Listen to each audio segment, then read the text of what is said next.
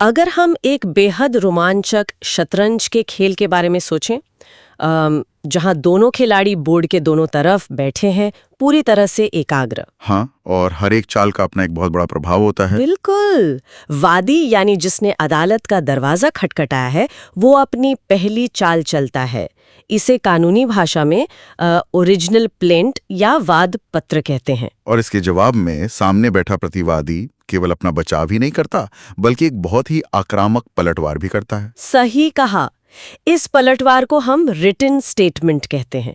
अब इस स्थिति में बोर्ड पर मोहरें पूरी तरह उलझ चुकी हैं। बिल्कुल, और दबाव एक बार फिर से वादी के ऊपर आ गया है। और यहीं पर इस पूरे कानूनी बिसात की सबसे निर्णायक चाल चली जाती है, एक ऐसा काउंटर अटैक जो पूरे केस की दिशा तय कर सकता है, जिसे कानूनी शब्दावली में रिजॉइंडर या प्रत्युत्तर कहते हैं। बिल्कुल।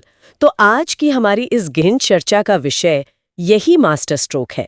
हम मनीष शुक्ला एंड एसोसिएट्स के वरिष्ठ अधिवक्ता मनीष शुक्ला और अधिवक्ता अमन बाजपेयी द्वारा दिए गए मार्गदर्शन पर चर्चा कर रहे हैं।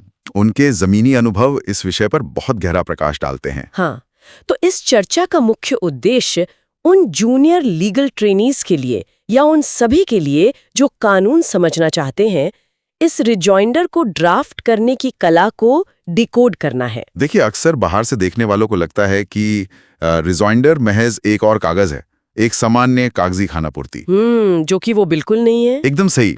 ये एक बेहद मारक रणनीतिक हथियार है। हमारे स्रोत बताते हैं कि कैसे एक कमजोर प्रत्युत्तर जीते हुए केस को हरा सकता है और एक मजबूत प्रत्युत्तर हारे हुए केस में जान फूंक सकता है। ये बहुत ही दिलचस्प है। जब प्रतिवादी अपना रिटन स्टेटमेंट दाखिल करता है, तो उसका लक्ष्य मूल दावों को धुंधला करना होता है। हाँ, अदालत का ध्यान भटकाने की पूरी कोशिश होती है। आप उस कंसिस्टेंसी वाले नियम की बात कर रहे हैं ना? बिल्कुल। हमारे स्रोत मनीष शुक्ला जी और अमन बाजपेयी जी इस बात पर विशेष जोर देते हैं कि ड्राफ्टिंग का एक सुनहरा नियम है संगतता या कंसिस्टेंसी। मतलब अपनी बात पर टिके रहना। हाँ, जब कोई जूनियर वकील अपना पहला रिजॉइंडर तैयार करता है, तो सबसे बड़ी भूल जो होती है वो है केस में नए तथ्यों को जोड़ देना। अरे, मतलब नई कहानी शुरू कर देना। हाँ, जो पूरी तरह से वर्जित है। स्रोत स्पष्ट चेतावनी देते हैं कि वादी को केवल उन्हीं नए बिंदुओं का उत्तर देना चाहिए जो पहली बार प्रतिवादी ने उठाए हैं। अगर इसे एक उपमा से समझें तो मान लीजिए किसी ने एक इमारत बनाने के लिए नींव रख दी है। हाँ, जो कि केस की ओरिजिनल प्लेंट है। बिल्कुल। अब जब इमारत का ढांचा खड़ा हो रहा है, उस बीच अचानक आप नींव का डिजाइन तो नहीं बदल सकते ना? नहीं, वरना पूरी इमारत का संतुलन बिगड़ जाएगा और वो गिर जाएगी। तो ये नियम बिल्कुल उसी तरह काम करता है। लेकिन यहाँ मेरे मन में एक व्यावहारिक सवाल आ रहा है। हाँ, बताइए। देखिए, मुकदमेबाजी सालों चलती है। अगर रिजॉइंडर लिखते समय वादी को अचानक कोई ऐसा महत्वपूर्ण तथ्य याद आ जाए जो मूल वाद पत्र में छूट गया था, ऐसा अक्सर होता है। तो क्या महज इस कंसिस्टेंसी के नियम के कारण उस महत्वपूर्ण तथ्यों को छोड़ देना एक बड़ी भूल नहीं होगी? देखिए, ये दुविधा हर वकील के सामने आती है। मुवक्किल अक्सर नई नई बातें बाद में ही बताते हैं। हाँ, तो ऐसे में क्या करना चाहिए? हमारी न्याय प्रणाली एक तय ढांचे पर काम करती है। इसका उद्देश्य दोनों पक्षों को समान अवसर देना है। अच्छा। यदि रिजॉइंडर के माध्यम से कोई बिल्कुल नया तथ्य पेश किया जाता है, तो प्रतिवादी के पास उसका जवाब देने का कोई औपचारिक अवसर नहीं बचता। क्योंकि रिजॉइंडर आमतौर पे प्लीडिंग्स का अंतिम चरण होता है ना? बिल्कुल।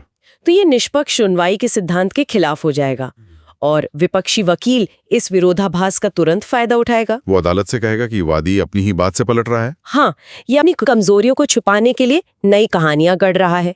इससे वादी की पूरी विश्वसनीयता खत्म हो जाती है। तो फिर उस छोटे वे जरूरी तथ्य का क्या होगा? क्या कोई और रास्ता है? बिल्कुल है। कानून में इसके लिए एक अलग प्रक्रिया है। अदालत से प्लेंट में संशोधन या अमेंडमेंट की अनुमति मांगना। अच्छा, तो पिछले दरवाजे से एंट्री नहीं करनी है? एकदम सही। अमेंडमेंट एक जटिल प्रक्रिया है और अदालत इसके लिए ठोस कारण मांगती है। लेकिन रिजॉइंडर में नई कहानी घुसाना एक बहुत बड़ी ड्राफ्टिंग त्रुटि है। मतलब हर एक पंक्ति मूल वाद पत्र के साथ तालमेल में होनी चाहिए। हाँ, 100%। ये बहुत ही जरूरी स्पष्टता थी। तो चलिए, ड्राफ्टिंग की ये सीमा तय हो गई। अब उस स्थिति पर आते हैं जब असल में ड्राफ्ट लिखने की शुरुआत होती है। जब वादी अपनी मूल कहानी पर टिके रहने का फैसला कर लेता है तो सामने वाला पक्ष यानी प्रतिवादी भी आसानी से हार नहीं मानता। वो तो है, वो हर मुमकिन कोशिश करते हैं केस को गिराने की। हमारे स्रोत बताते हैं कि सबसे पहले जिस चीज का सामना करना होता है वो है प्रारंभिक आपत्तियां यानी प्रिलिमिनरी ऑब्जेक्शंस। ये प्रतिवादी की रक्षा की पहली दीवार होती है। प्रतिवादी जानता है कि यदि केस तथ्यों की गहराई में गया तो ट्रायल लंबा चलेगा और परिणाम कुछ भी हो सकता है। बिल्कुल, इसलिए वे शुरुआत में ही अधिकार क्षेत्र या समय सीमा जैसे तकनीकी मुद्दे उठाते हैं। जुरिस्डिक्शन और लिमिटेशन। हाँ, उनका लक्ष्य होता है कि रेफरी खेल शुरू होने से पहले ही वादी को मैदान से बाहर कर दे। लेकिन अधिकार क्षेत्र पर आपत्ति उठाना तो बहुत ही आम बात है ना? बहुत आम है। कई बार ये केवल केस को लंबा खींचने की चाल होती है।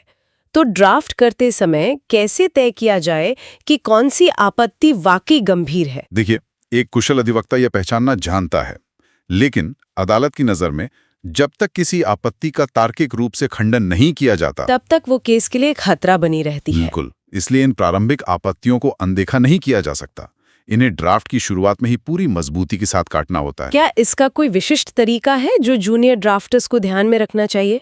सबसे प्रभावी तरीका है कानून के स्पष्ट प्रावधानों का सहारा लेना। मतलब सिर्फ ये नहीं कह सकते कि ये आपत्ति गलत है। नहीं, वो बिल्कुल काम नहीं करेगा।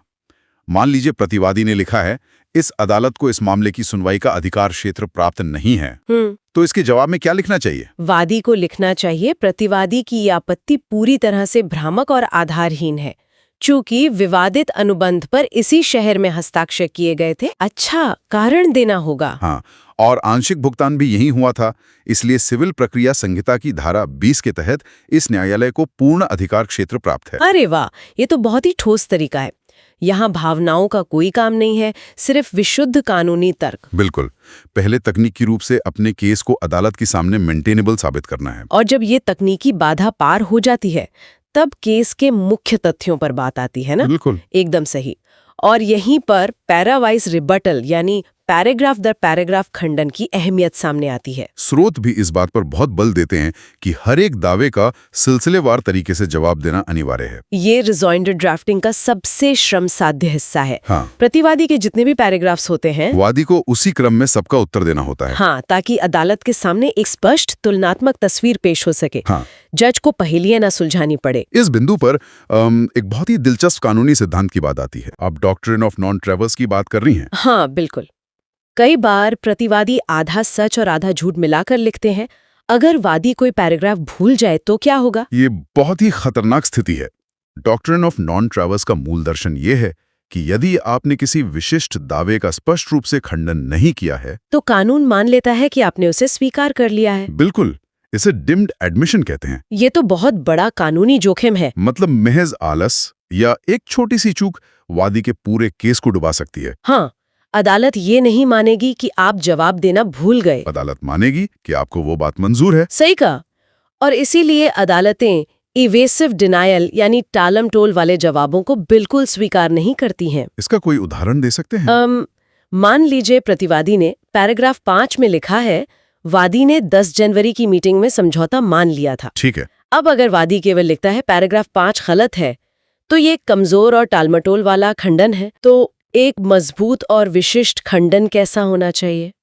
एक मजबूत ड्राफ्ट में लिखना चाहिए, पैराग्राफ 5 पूरी तरह से मनगढ़ंत और असत्य है। यह विशेष रूप से नकारा जाता है कि वादी ने 10 जनवरी या किसी भी तिथि पर किसी समझौते के लिए सहमति दी थी। मतलब पूरी बात को दोहराकर काटना है। हाँ, और उसके बाद वास्तविकता क्या थी वो भी संक्षेप में लिखनी चाहिए।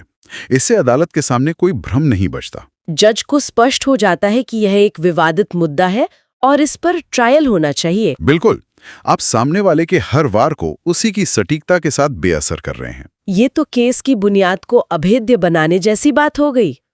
अब उस स्थिति पर आते हैं जो मुकदमों में अक्सर देखने को मिलती है। कौन सी स्थिति? जब प्रतिवादी केवल दावों को नकारता नहीं है, बल्कि खुद को बचाने के लिए पूरी तरह से नई और मनगढ़ंत कहानी पेश कर देता है। ओह, फॉल्स डिफेंस।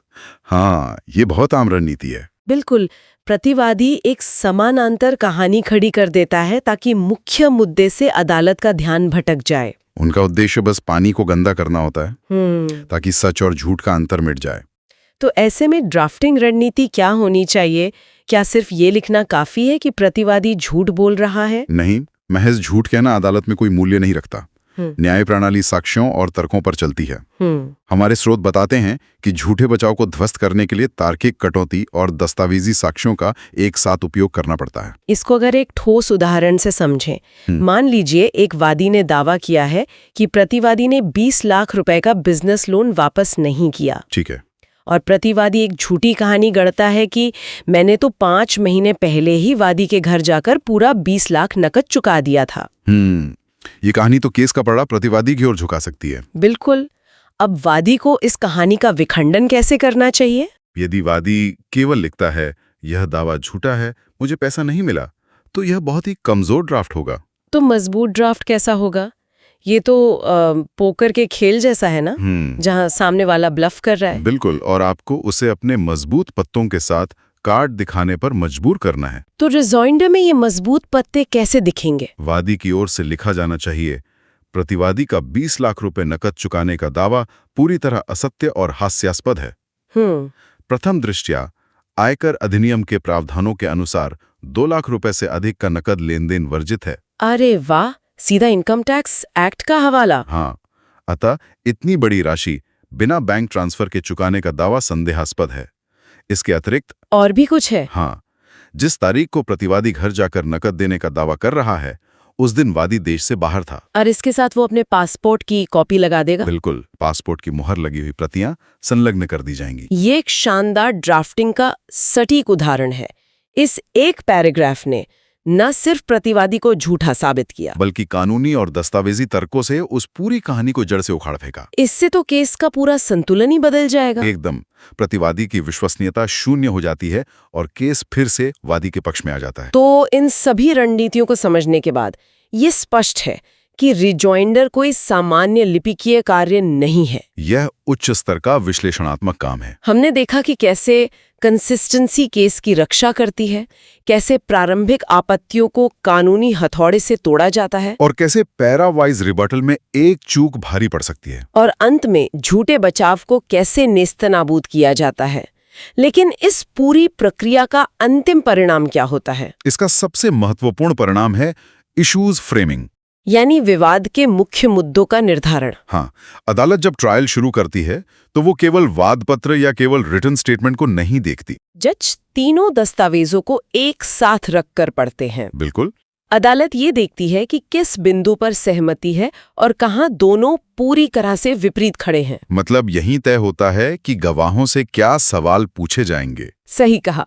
जो बिंदु रिजॉइंडर में कड़ाई से विवादित किए जाते हैं, अदालत केवल उन्हीं पर सबूत मांगती है। अगर रिजॉइंडर कमजोर हुआ तो अदालत ऐसे मुद्दे तय कर सकती है जो साबित करना असंभव हो जाए और केस हाथ से निकल जाए। ये जानकारी वाकई ज्ञानवर्धक है। अदालती कार्यवाही सिर्फ बहस तक सीमित नहीं है, उसकी रूपरेखा महीनों पहले इन दस्तावेजों में रची जाती है। कानूनी ड्राफ्टिंग का ये मनोविज्ञान इसे बहुत ही चुनौतीपूर्ण विषय बनाता है। इस चर्चा ने रिजॉइंडर को एक शक्तिशाली अस्त्र के रूप में हमारे सामने रखा है। लेकिन अपनी इस गहन चर्चा को विराम देने से पहले मेरे जहन में एक गहरा सवाल आ रहा है। क्या सवाल है? आज हमने देखा कि एक बेहतरीन रिजॉइंडर का काम अपने तथ्यों पर टिके रहना और झूठी कहानियों को बेनकाब करना है, ताकि कोई विरोधाभास ना रहे। तो अगर मुकदमा इन्हीं दस्तावेजों की बुनियाद पर परखा जाता है, तो क्या अदालत में जीत सिर्फ उसकी होती है जिसके पक्ष में पूर्ण सत्य होता है? ये एक बहुत ही विचारणीय प्रश्न है। या फिर वास्तविकता ये है कि कानूनी बिसात पर जीत उसकी होती है जो उस सच को बिना किसी चूक के सबसे सुसंगत और अभेद्य ड्राफ्ट के रूप में अदालत के पटल पर रख सकता है? मतलब सच और उसे पेश करने की कला। बिल्कुल। क्या न्याय के इस तंत्र में सच और कहानी को बिना दरार के पेश करने की कला एक ही सिक्के के दो पहलू बन जाते हैं, जहां एक के बिना दूसरे का वजूद नहीं बचता? ये सोचने पर मजबूर करता है। इसी विचार के साथ हम आज की इस चर्चा को समाप्त करते हैं। कानूनी दुनिया के ऐसे ही और पहलुओं पर फिर बात